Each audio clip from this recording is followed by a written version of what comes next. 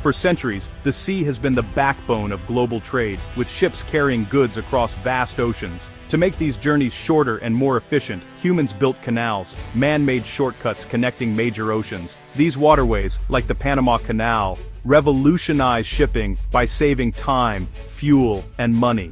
Before the Panama Canal, ships had to sail the long, dangerous route around South America. The canal's opening created a direct path between the Atlantic and Pacific, instantly becoming a vital artery for world commerce. Control over such routes means influence over global trade. As economies like China's have grown, the pressure on existing canals has increased, leading to congestion and delays. This has sparked interest in building new, larger canals to handle modern shipping demands. The idea of a new canal through Central America has resurfaced, promising to reshape trade and power dynamics. Such a project could ease pressure on the Panama Canal and shift the balance of global commerce. But building a new canal is a massive challenge, one that only the boldest nations would attempt. The stakes are enormous. Whoever controls the next great waterway could control the future of trade. The world is watching to see who will take on this challenge. China, now a global manufacturing powerhouse, relies heavily on sea routes like the Panama Canal to export its goods, but depending on a US-linked waterway poses strategic risks for Beijing. Seeking more control, China backed a bold plan, the Nicaragua Canal. In 2013, a Chinese company, HKND Group, led by Wang Jing, announced a $50 billion project to carve a new canal through Nicaragua. This canal would be longer, wider, and deeper than Panama's, designed for the world's largest ships. For China, it was about more than business. It was a chance to secure a new trade route and expand its influence in America's backyard. The canal would lower shipping costs, speed up trade, and give China a strategic foothold in Central America. For Nicaragua, one of the region's poorest countries, the project promised jobs, investment, and a shot at prosperity.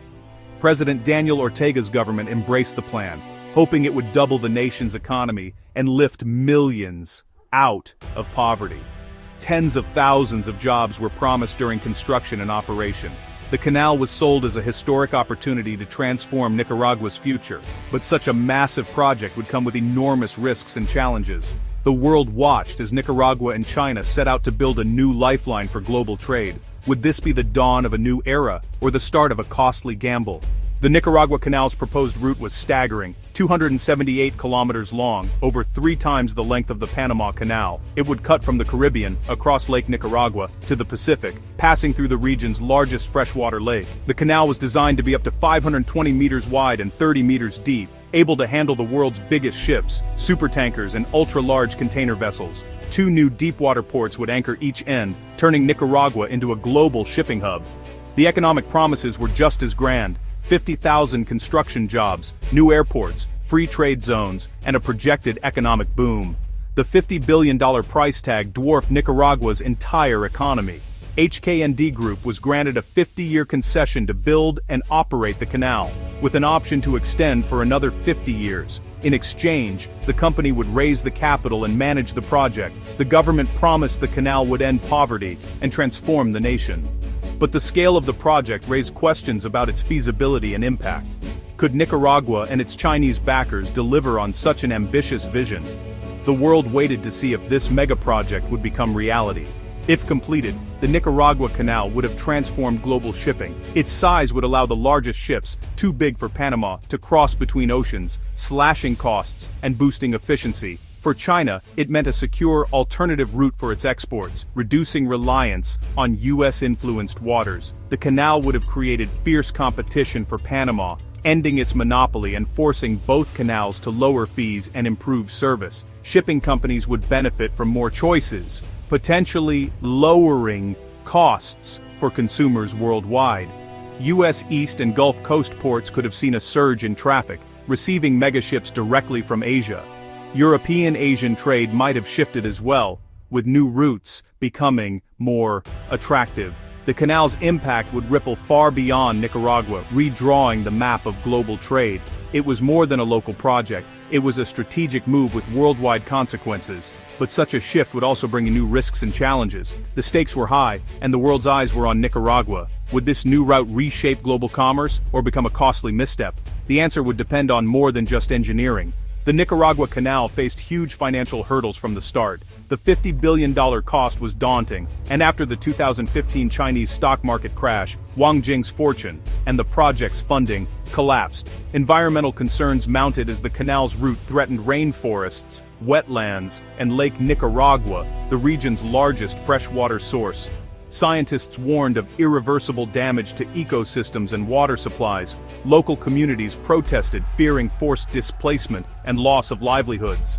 The government's law allowing land expropriation fueled anger and resistance. Critics questioned the project's transparency and economic logic, especially with the expanded Panama Canal already in operation. Many doubted whether enough ships would use the new canal to make it profitable. The project's grand promises began to look shaky as opposition grew. The canal's future was clouded by financial, environmental, and social storms. The Nicaragua Canal's groundbreaking ceremony in 2014 was full of hope, but progress quickly stalled. Funding dried up after Wang Jing's financial losses, and no major investors stepped in.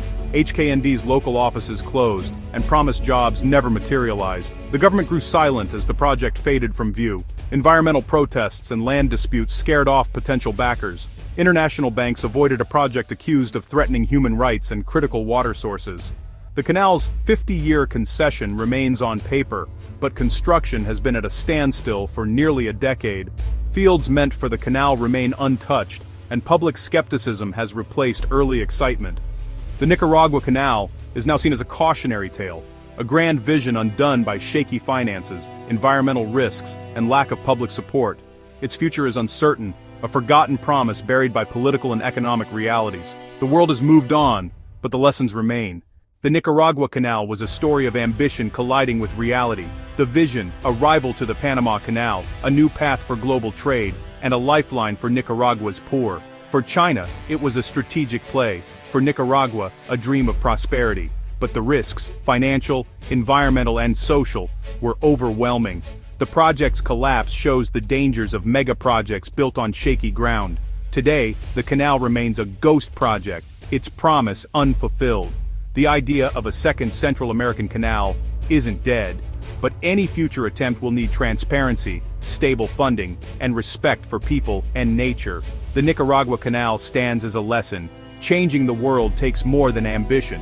It takes realism, responsibility, and trust. For now, it's a silent monument to what might have been. The world watches and waits for the next chapter in the story of global trade.